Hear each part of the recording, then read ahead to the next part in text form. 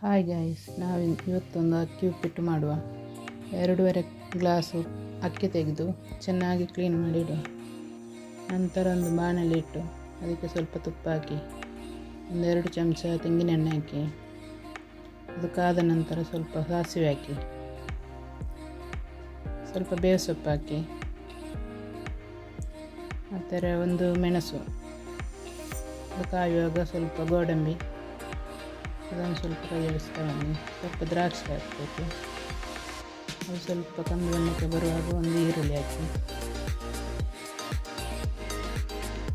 ಸ್ವಲ್ಪ ಹೊತ್ತು ಕೈಯಾಡಿಸ್ತಾ ಬನ್ನಿ. ನಂತರ ತೊಳೆದಿಟ್ಟ ಅಕ್ಕಿಯನ್ನು ಹಾಕಿ ಸ್ವಲ್ಪ ತುರಿಬೇಕು.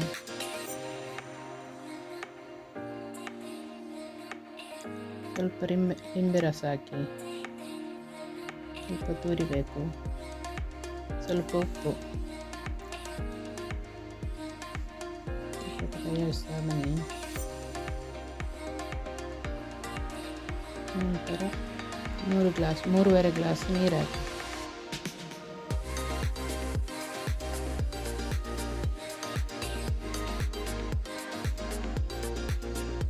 ಚೆನ್ನಾಗಿ ಮಿಕ್ಸ್ ಮಾಡಿ.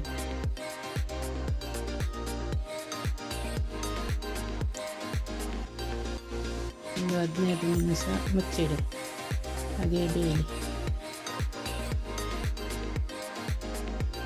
ಬೆಂದಾದ ಮೇಲೆ ಅದಕ್ಕೆ 1 ಕಪ್ಪು ತೆಂಗಿನಕಾಯಿ ಹಾಕಿ ತೆಂಗಿನ ತುರಿ ಚೆನ್ನಾಗಿ ಕಲಸಿ. ತುಂಬ ಟೇಸ್ಟ್ ಆಗ್ತದೆ. ಮಾಡಿ ನೋಡಿ. ಇಷ್ಟ ಆದರೆ ಲೈಕ್, ಕಮೆಂಟ್ ಮಾಡಿ.